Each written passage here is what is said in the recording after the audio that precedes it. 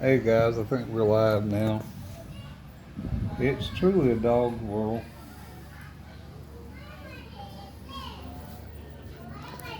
Okay, I think I'm gonna get over here a minute.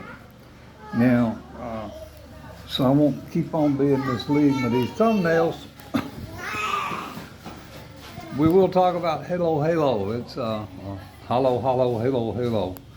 It's a very popular, like ice cream treat over here. You get it at Jollibee's and a lot of places make it. It's shaved ice and fruit and probably pectin. I really don't know what all's in it. Candies, which probably contain a lot of pectin and even some nuts. And folks go all over the Philippines, some bloggers do, making videos about where to find the best hollow hollow. So, now that I've briefly touched on the thumbnail, I think I'm going to get to the meat of what I wanted to talk about, which is denial. Now, denial is a defense mechanism that we have that helps us to maintain some semblance of homeostasis when things come upon us that kind of rough to handle. In fact, that's what the denial system is. It's kind of a buffer so that our brain doesn't get too overloaded, psyche, when something traumatic happens. It's natural. It's just part of our innate DNA and our physiology and everything about us. But what's different with denial when you're talking about the addicted population, or I'm just going to say addicts, they have a superimposed denial system. I mean, it's going to last them as long as their run lasts, and sometimes that's for years, and sometimes that's to the grave. Again, jail, death, or some institution. Those are your options when you're dealing with substance abuse. The only other one is recovery. And I haven't talked about that one yet because that's what we're going to be leading up to here in some of the future videos, hopefully. But understanding denial, and I guess this is kind of for the therapist and the client. The clients already know this. I mean, they know how stubborn it is they are, is what they want to call it. But it's not your normal denial. So if you were to take an acronym for the denial and break it down, don't even know I am a liar. I don't even know I'm a liar.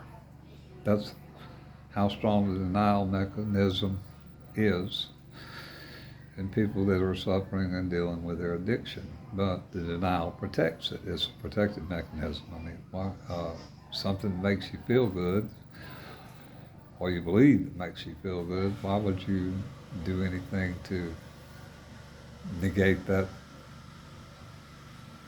false belief? And that's what it is. Ultimately, it's a false belief. Just a little bit more about the physiology behind what I just said, because, well, you just said it felt good and then not really. Well, yeah, initially it does feel good because drugs and alcohol release this thing called dopamine. And they release it at levels that our body can't produce. And dopamine is one of those things that it's a feel-good chemical in our body. Excuse me. Like when you have sex, or serotonin or dopamine, mainly dopamine rush, when you, like when the mother first sees the baby after the labor she went through to have a child, and she looks at the baby, oh, that kind of thing. It's a chemical release that occurs within a person. It's a feel-good thing. And yeah, it feels good to start with, using the drugs or alcohol. Even pulling the slot handle on a slot machine, all that feels great because it releases that dopamine, that excitement, that feeling of feeling good. But unfortunately, human beings weren't designed to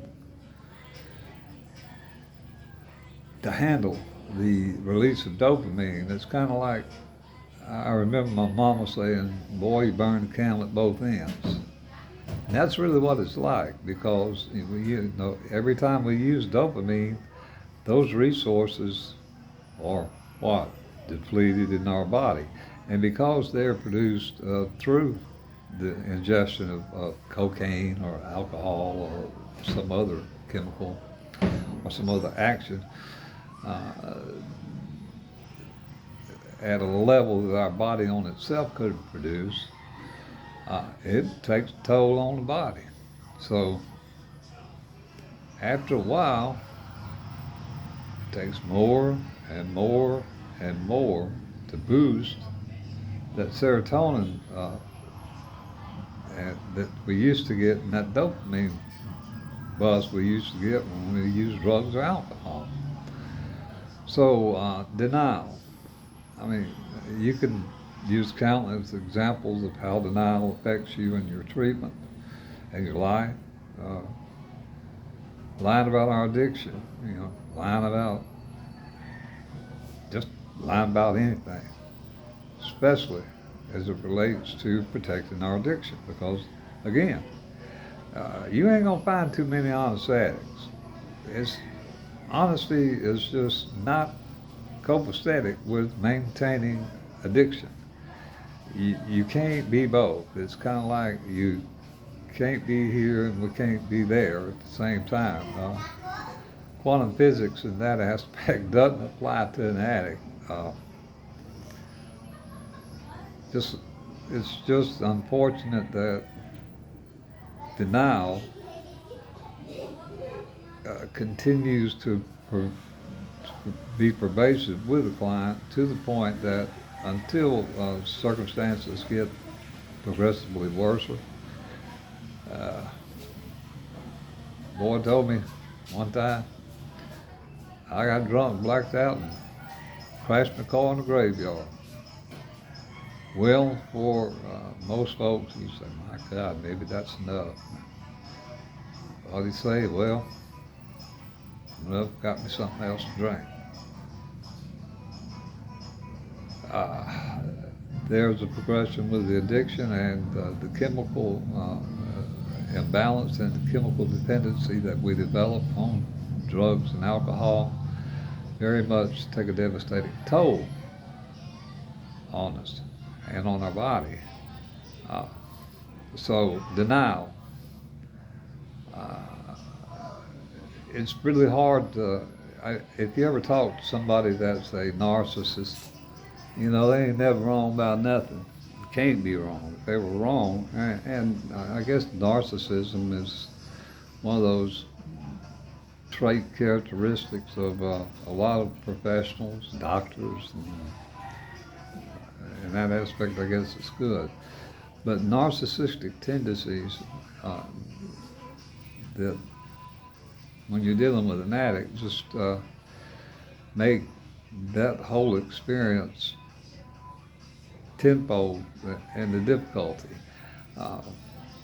The irony of all this is that in the pursuit of our pleasure, when you think about our brain, there's studies done on this. I'm not going to cite the study of many years ago.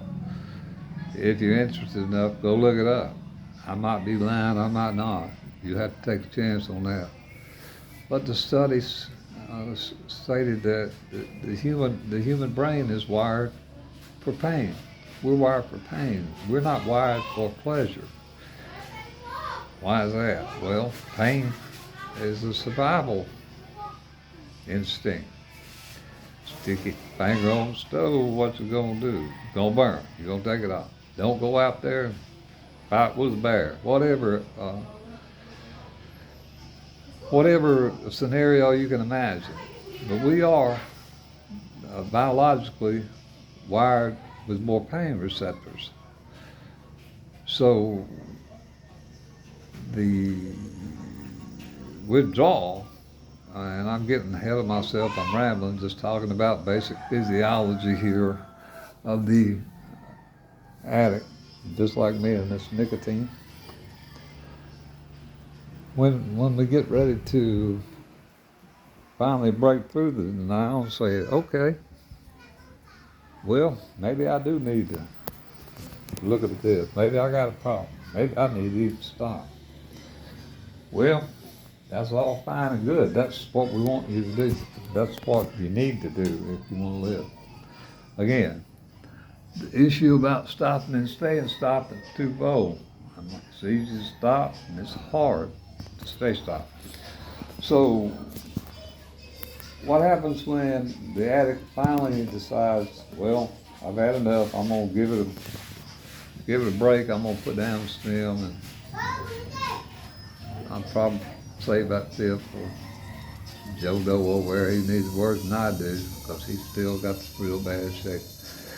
Well, anytime you, and I'm not making light of physical dependency because that's really when it gets extremely serious in terms of dangers to your health, with other comorbidity factors like depression or well, not just depression, but specifically medical disorders, hypertension, diabetes, lung, kidney, liver, all those things get worse and are made worse by the use of this substance.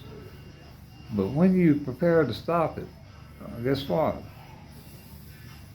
Well, because the physical dependency, it don't be so easy to do. You may have to see a professional and let him or her evaluate. Of course, you don't really need one for that. I mean, you know if you got physical withdrawals from a substance, but in order to get a referral to a detox program, you're probably going to need to do that or go to a hospital complaining of chest pains. In the United States, that's a common strategy. I used to tell folks who didn't have no money, and that was most of the population I served, because detox centers for the state are very limited in their resources and usually had pretty long waiting lists, and clients just couldn't afford to use it. So they tell them go to the hospital, go through triage. Tell them you got chest pain. Well, you know, when you go to triage, airway, breathing, and respiratory circulation, those ABCs of you go in there with chest pains, they're about gonna see you. Now, what they do once they get you back there, they're obligated to give you a minimum standard of care. And unfortunately, addicts, I know in the past, have used this to the point that hospitals just don't want to see you coming anymore. But if there's a physical dependency, then you're gonna have to do something different than what you're doing. You can't stop on your own under those circumstances. The body stopped producing the dopamine levels for you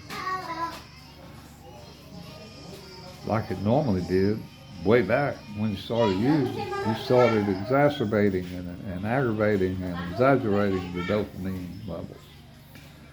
And so it's kind of like a factory worker been off work 6 months doing hard labor, and all of a sudden the factory worker called back to work.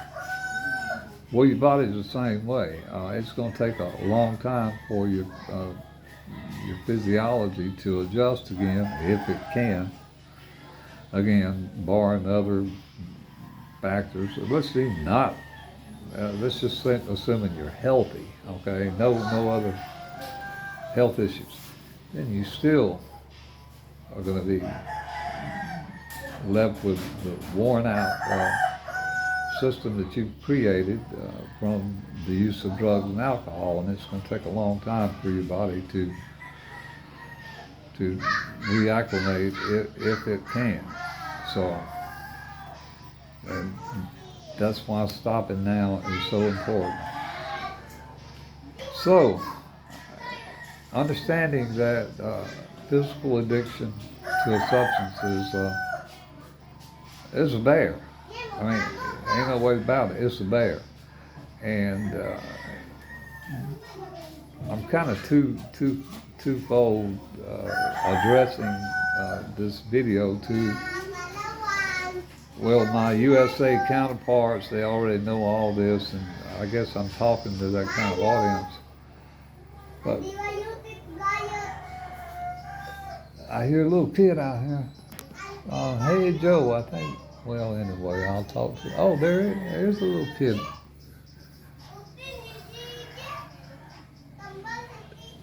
To the Philippine population here, because again, this video might get some views here in the Philippines. I don't know, but I'm hoping that it does.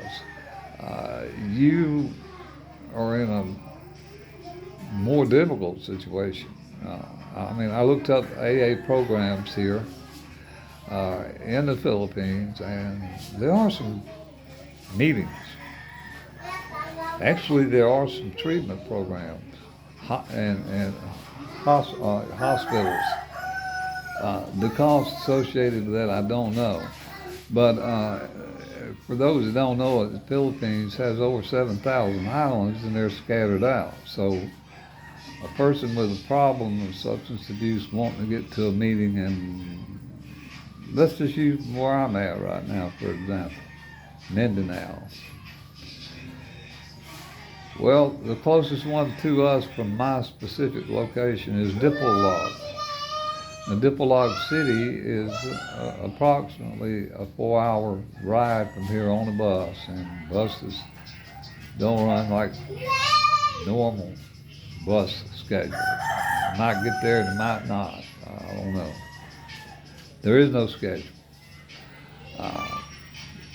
So getting to a meeting is pretty difficult to do unless you're in a big, heavily populated area like Manila, Cebu, maybe even Dumaguete. The meetings that I saw around Dipolog are just close to my area, and even with that, it's about 100 miles away, and getting there is the thing. So all I can say to you guys here that are drinking this Tandui, yeah, I know about Tandui, and the Westerners don't really know about it, but I'm going to tell them a little bit about it. Tandui is a local concoction of sometimes coconut, fermented coconut, and some other kind of bark off of, I don't even know what kind of tree it comes from. But they ferment that stuff and they sell it here. Everybody and their neighbor sells it. You don't have to have a license to distribute liquor here in the Philippines. You just know how to make it. You go there and make it, and you put it in the window and put your sign out that says Tandui. So the access to the alcohol in this case is it's worse than walking down the street in New Orleans.